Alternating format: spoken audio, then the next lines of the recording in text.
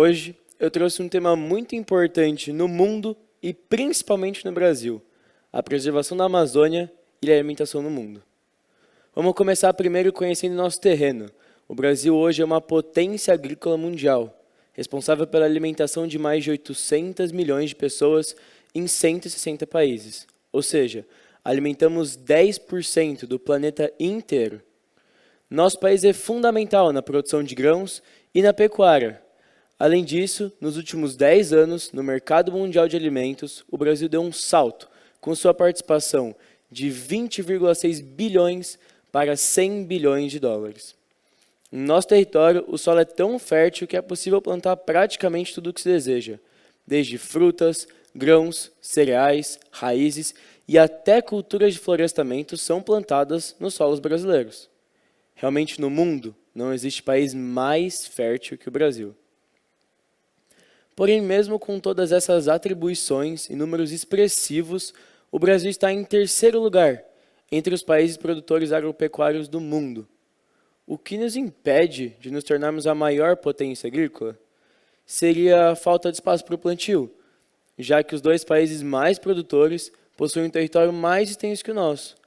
Além disso, nós temos a floresta amazônica, certo?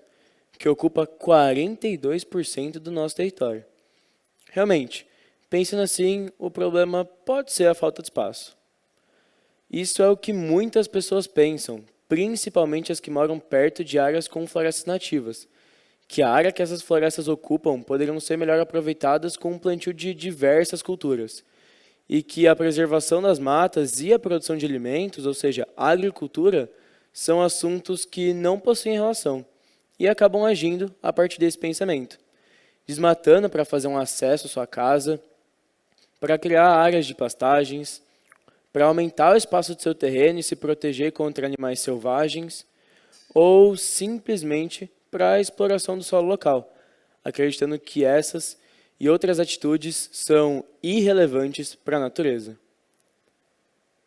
Mas, na verdade, o que impede o Brasil de subir nessa colocação entre os países produtores agropecuários está muito além da simples falta de espaço. Atualmente, nós temos grandes centros de desenvolvimento de sementes, que geram plantas com uma maior produtividade, além de maquinários que otimizam os processos de plantio e colheita. Desse modo, nós conseguimos o melhor aproveitamento do solo, por hectare plantado, com grãos e plantas de melhor qualidade e processos de plantio e colheita que viabilizam um produto mais fresco. Sendo assim, nós diminuímos as necessidades de desmatamentos ilegais para a criação de novas áreas de plantio. O nosso país, como eu acabei de dizer, tem um problema que está muito além da simples falta de espaço. E ele está depois do plantio. O problema do Brasil está no escoamento da produção e na estocagem adequada. Nosso país produz safras recordes de grãos, porém tem-se uma defasagem em silos adequados para a estocagem dos mesmos, bem como condições adequadas para o escoamento da produção, como estradas em más condições, linhas férreas e hidrovias escassas e sem investimentos, e alguns portos pouco desenvolvidos, o que faz com que as produções do interior do território tenham que se deslocar durante caminhos mais longos até portos de qualidade para que a exportação possa ser feita de forma adequada. Isso faz com que os produtores tenham mais gastos, gerem menos lucros e o país também gere menos com as divisas da exportação. Agora que nós já sabemos o empecilho do Brasil para se tornar a maior potência agrícola no mundo, vamos voltar ao que as pessoas realmente pensam que é um problema, que é a ocupação de grandes áreas por florestas nativas. Pensando dessa forma, e se a gente desmatar grande parte dessas áreas para simplesmente transformar elas em plantações ou em áreas de pastagens? Essa, na verdade, não é a pergunta. É muitas vezes a ação que essas pessoas tomam sem sequer imaginar a quantidade de consequências que elas poderiam causar ao meio ambiente.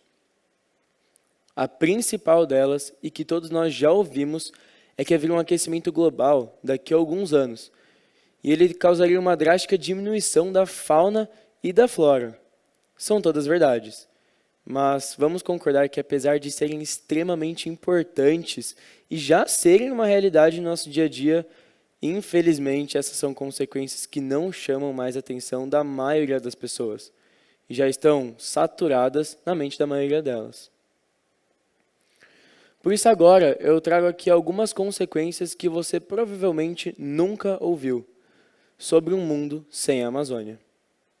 Segundo o INPE, que é o Instituto Nacional de Pesquisas Espaciais, se 100% da floresta for destruída até o ano de 2050, nós teríamos uma diminuição de 25% das chuvas.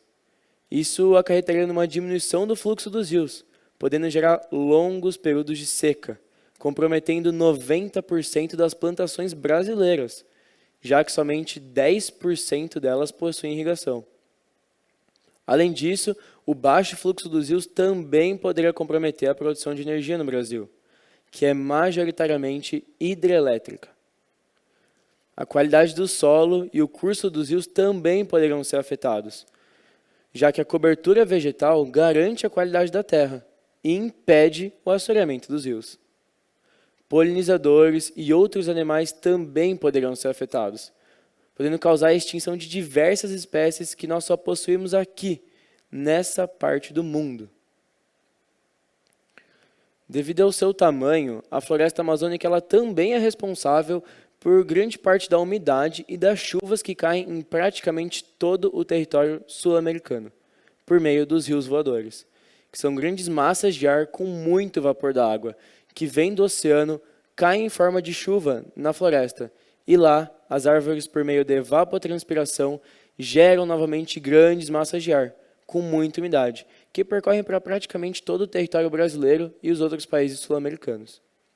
Esses rios possuem uma vazão superior ao maior rio do mundo, o rio Amazonas, e eles irrigam principalmente no nosso país a região centro-oeste, que é a mais plantada do território.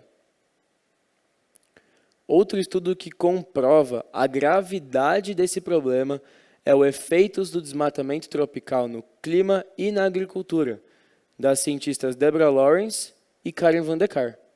Elas afirmam que quando o desmatamento na Amazônia atingir 40% de seu território, que atualmente já está em 20%, a diminuição das chuvas seria sentida a mais de 3,2 mil quilômetros de distância, ou seja, na bacia do Rio Prata, que fica no extremo sul do continente sul-americano.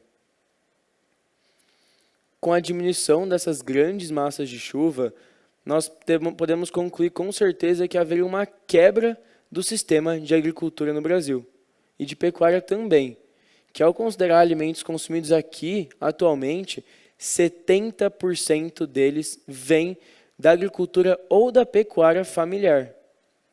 Isso nos leva até a economia, que 21,6% do PIB brasileiro corresponde atualmente ao agronegócio. Todos esses fatores acarretariam numa quebra do sistema de agricultura e pecuária em nosso país e prejudicaria fortemente a nossa economia e o suprimento de alimento no mundo, em razão da grandiosidade do Brasil nesse assunto. Aqui nós temos um gráfico da Secretaria Especial de Agricultura, que mostra a porcentagem de cada alimento que é consumida no Brasil que vem da agricultura ou da pecuária familiar. Vamos começar pelo topo.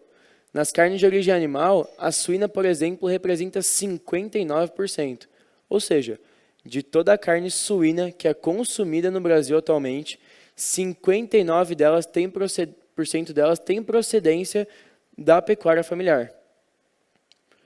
Em seguida, um pouco abaixo, nós temos o feijão. Tradicional na dieta brasileira, ele não poderia deixar de ser citado aqui.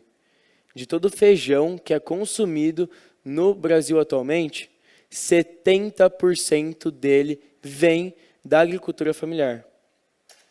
Em seguida, nós temos os produtos da horticultura, como couve, alface, cenoura, beterraba. Em média, esses produtos representam 63% de participação. Ou seja, de todos esses produtos consumidos, 63% deles vêm da agricultura familiar também.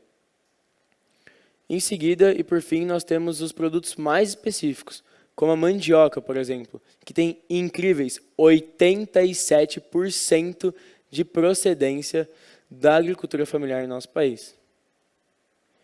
E é por isso que eu trouxe aqui hoje a preservação da Amazônia junto com a alimentação, para conscientizar as pessoas de uma forma diferente. Que o pedaço de carne no seu prato, a mandioca, o feijão, a beterraba, a cenoura, a alface, o leite, ou melhor, centenas de alimentos que você tem no seu prato hoje podem simplesmente sumir ou se tornarem muito difíceis de serem adquiridos se nós não lutarmos pela nossa floresta. Através de estudos, nós podemos afirmar que as condições de biomas preservados associados às áreas de cultivo trazem uma maior produtividade. Nesse contexto, consegue-se garantir um equilíbrio natural, preservando polinizadores, cursos de rios e propriedade dos solos. Por outro lado, uma agricultura sustentável é fundamental para o desenvolvimento humano. O planeta está em constante crescimento e vai precisar de cada vez mais comida de qualidade para suprir as necessidades da população. A preservação da Amazônia, ela não se deve somente pela fauna e pela flora presentes nela, mas sim porque ela exerce um papel extremamente importante na nossa sobrevivência e no nosso bem-estar.